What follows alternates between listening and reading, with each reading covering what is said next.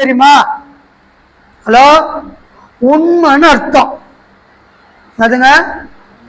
சத்தியம் என்னதுங்க? உண்மைன்னு அர்த்தம். அதனால ஆண்டவர் இயேசு சொன்னார், சத்தியத்திற்கு சாட்சி கொடுக்க நான் பிறந்த, சத்தியவான் எவனோ என் சத்தம் கேட்கிறான் என்று சொன்னார். ஒரு இடத்துல தான் நான் சத்தியத்துக்காக தான் பிறந்தேன்னு தான் சொல்லியிருப்பார். நல்லா வேதத்தை வாசித்து பாருங்க. என் பிறந்த நாளை கொண்டாடும்னு இயேசு சொல்லவே இல்லை. இதைத்தான் நாடே விமர்சையா கொண்டாடுனுக்குது. புது துணி எடுத்துனுக்குது, கடன் வாங்கிக்கினுக்குது, சண்டை போட்டுனுக்குது குடும்பத்துல. ஆனா இயேசு சொன்னார், என் மரணத்தை நினைவு கூறுங்கள். ஹலோ, பிறந்த நாள்ல ஆண்டவரை பத்தி சொல்லலாம், தான தர்மங்கள் செய்யலாம், ஆண்டவருக்கு நன்றி சொல்லலாம், தப்பு கிடையாது. ஆனால் இன்றைக்கு பல காரியங்கள் அதற்காக செய்து கொண்டிருக்கிறோம். ஆனா ஆண்டவர் ஒரு இடத்துல சொன்னார், நான் சத்தியத்திற்காக இந்த உலகத்துல பிறந்தேன். அப்படின்னா என்ன அர்த்தம்? உண்மையா வாழணும். ஹலோ, உண்மை இருக்கா?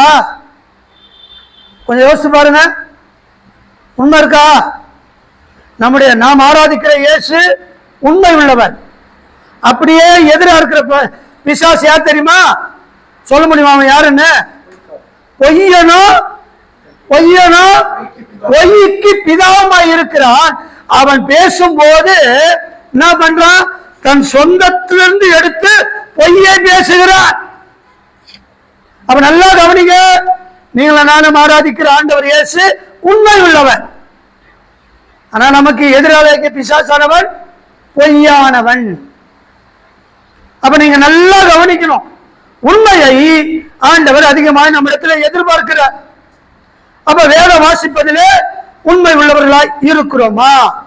ஜெபிக்கிறதிலே உண்மை உள்ளவர்களாய் இருக்கிறோமா? பரிசுத்தத்திலே உண்மை உள்ளவர்களாய் இருக்கிறோமா? கர்த்தருக்கென்று கொடுப்பதிலே உண்மை உள்ளவர்களாய் இருக்கிறோமா? ஆத்மா ஆதாயம் செய்கிறதிலே உண்மை உள்ளவர்களாய் இருக்கிறோமா? கர்த்தருக்கு கீழ்ப்படிகிறதிலே உண்மை உள்ளவர்களாய் இருக்கிறோமா? கர்த்தர் நம்மை தான் நம்பி தந்த பொறுப்புகளிலே ஹலோ உண்மை உள்ளவர்களாய் இருக்கிறோமா? வெளிப்படுத்தல நீங்க வாசித்து பாருங்க. அவரோடு கூட இருக்கிறவர்கள், அழைக்கப்பட்டவர்கள், தெரிந்து கொள்ளப்பட்டவர்கள் உண்மை உள்ளவர்களுமாய் இருக்கிறார்கள். ஹலோ, கொஞ்சத்துல நீ உண்மையா இருந்தியானா உன்னை அநேகத்தின் பேரிலே உன்னை அதிகாரியாக்க ஆண்டவர் இயேசு வல்லமையுள்ளவராய் இருக்கிறார். ஹலோ, அதான் வேதம் சொல்லுது, நீ நானும் உண்மை உள்ளவர்களா இருந்தா நமக்காக பரலோக வாசல் திறக்கப்படும். நல்லது, உத்தமமும் உண்மை உள்ள ஊழியக்காரனே, தேவனுடைய சந்தோஷத்துக்குள்ள பிரவேசி.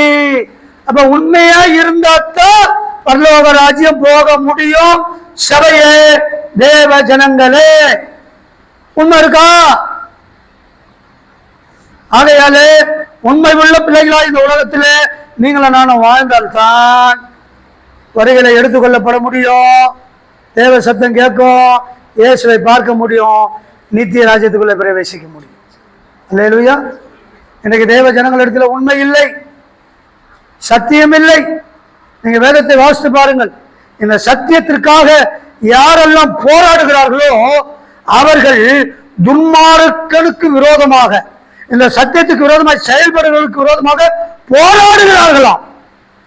ஆனால் இந்த சத்தியத்தை யார் மறுக்க ஏற்கிறார்களோ அவர்கள் அவனுக்கு தோழனாக இருக்கிறார்களாம். நீங்கள் போராடுகிற தேவ ஜனமா? இல்லை, நீங்கள் மற்றவர்களை போல எப்படியும் வாழலாம் என்ற கூட்டத்தோடு கூட வாழ்கிறீர்களா? இந்த சாயங்கால வேளையில உங்களை நீங்களே நிதானித்து பார்க்க வேண்டிய காலகட்டத்துக்குள்ளே நீங்கள நான் வந்திருக்கிறோம். அல்லேலூயா. ஆகையால உண்மை மிக மிக அவசியம். வேதத்தில் யாரெல்லாம் உண்மையா இருந்தார்களோ தேவனிடத்தில் ஆசீர்வாதங்களை பெற்றுக் கொண்டார்கள்.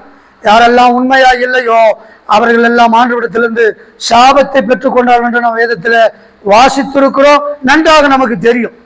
ஆகையால பல சத்தியங்களை சொல்லிக் கொடுப்பது மிகவும் எனக்கு ஆசைதான். அல்லேலூயா. ஆகையால சத்தியம்தான் நம்மை விடுதலையாக்கும், சத்தியம்தான் அவரை போல நம்மை மாற்றும். அந்த சத்தியம்தான் உண்மையாகவே இந்த உலகத்தில் அவருக்காக வாழ நம்மை அர்ப்பணிக்க செய். அல்லேலூயா. அந்த வேதம் சொல்கிறது, வேதத்தை கேளாதபடி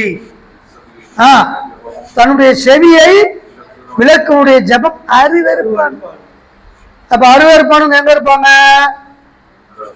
அல்ல, பயப்படுகிறவர்களும் அவ்விசுவாசிகளும், தேர்ட் கேட்டகரி அருவருப்பானவர்களும், இரண்டாம் மரணமாகிய அக்கினியும் கடலும் எரிகிற நரகத்திலே. அவையால நீங்கள் உங்களை சத்தியத்திற்கு எந்த சூழ்நிலையிலும் ஆண்டவருக்காக வாழ்வதற்காக அர்ப்பணிங்களை கர்த்தர் உங்களை ஆசீர்வதிப்பார். இன்னைக்கு ஒரு வசனத்தை கர்த்தர் எனக்கு ஞாபகப்படுத்தினா அதை சொல்லி நான் ஜெபிக்க விரும்புகிறேன். நமக்கு தெரிந்த வசனம், தெரிந்தால் நீங்கள் மனப்பான்மையோடு சொல்லலாம். எரேமியாவுக்கு எழுதின தீர்க்க தரிசன புத்தகம் 33ஆம் அதிகாரம் அதனுடைய 3ஆம் வசனத்தை யாராவது பார்க்காம சொல்லுங்க பார்க்கலாம்.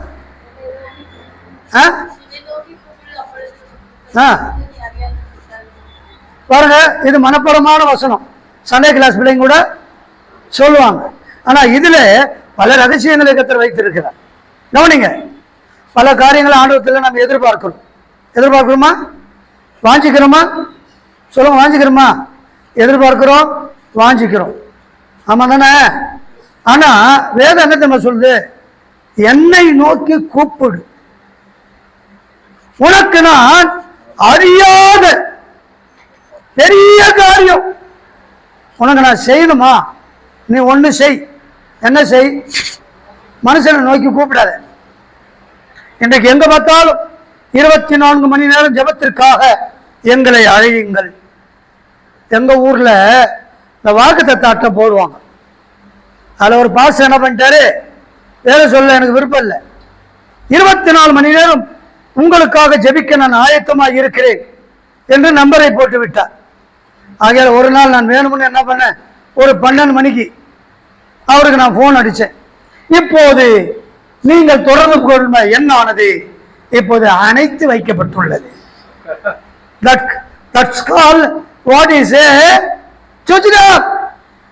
ஆனா என்ன போட்டிருக்கிறாரு, உங்கள் ஜெப தேவைக்காக 24 மணி நேரம் என்ன அனுமதிகள். வேதம் சொல்லுது, என்ன நோக்கி கூப்பிடு. ஆண்டுடைய லக்கம் என்ன தெரியுமா? ஆண்டுடைய நம்பரு 333. ஹலோ, 333.